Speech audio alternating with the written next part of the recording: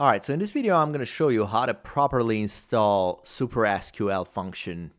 And I'm doing this video because I'm pretty sure I'm going to be getting questions about this, so I'll just make a video so that you can just follow the steps and have it all installed.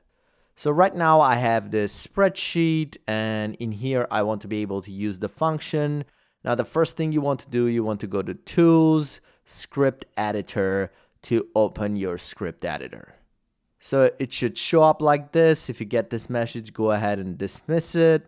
Now you want to go ahead and get started by naming this project on top here. So you click here, give this project some sort of name. Any name will do. This doesn't matter what you call it. Once you have a name for this project, you want to go ahead and create two new script files. So you go under File, New, Script File. ALASQL, ALASQL, hit OK. And I'm going to create another one. And this one I'm going to call it SUPERSQL.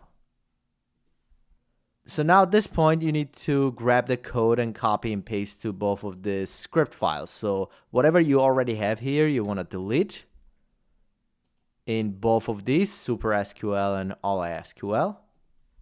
And then I'm going to add a link to the bottom of this video to this page. Now in here, you want to start by going to this ALASQL link and scroll down and find dist section. And then scroll down and find this ALASQL JS file. So once you're in here, you want to make sure you're just getting the code.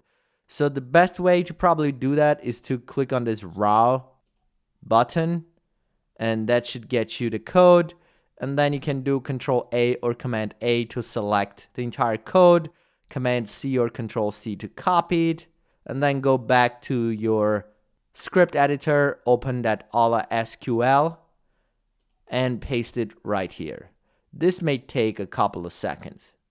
I'm going to go ahead and save this with Control S or Command S. You can also go and do File Save. And then the next thing you want to do after you're done with this, go to this SUPERSQL and then go back to that same link. So I'm going to go back to the beginning.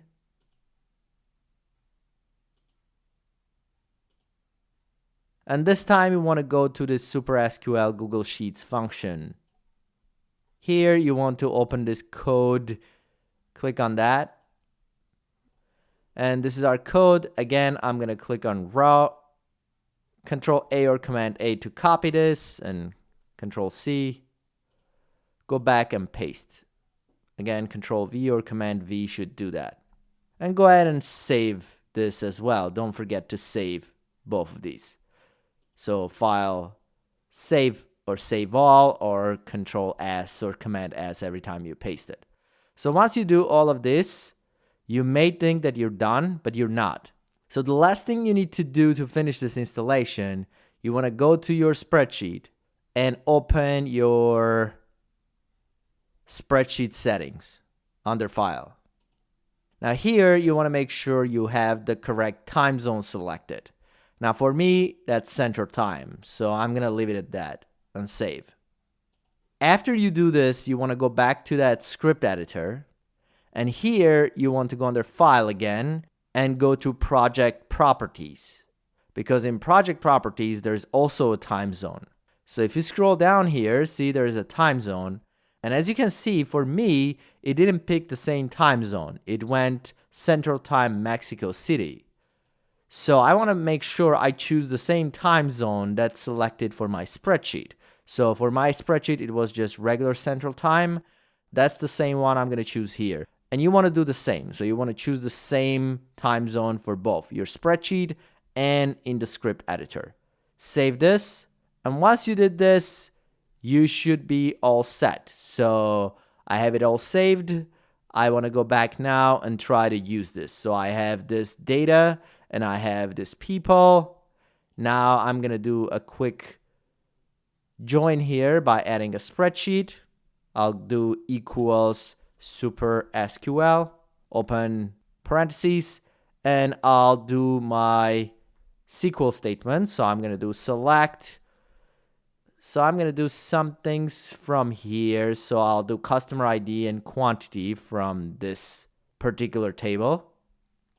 And I can do that by basically doing a table alias for this. So I'm going to do l.customer_ID, which is the column name.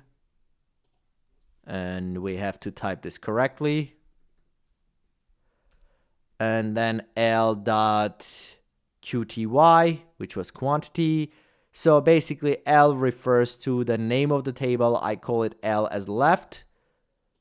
And then from my right table, which is going to be this people table. So from people, I'm going to do name and phone.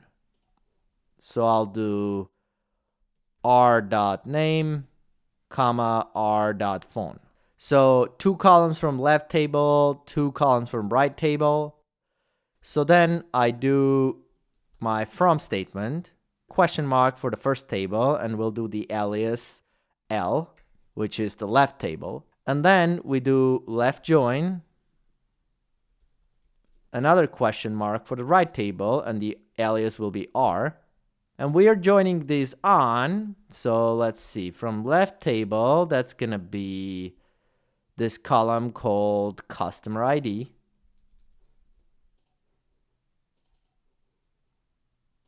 And that should match, so that should be equal to R dot. And from this people, the column is called ID. R dot ID. So that and comma.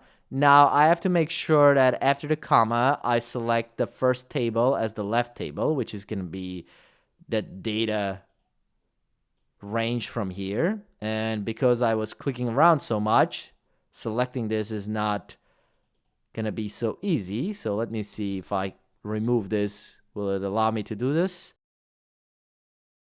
Yeah, so that works fine. I'm going to drop the end row reference here, comma, and then I'll go to people as a second table and select this range and drop the end row reference, close parentheses, and hit enter.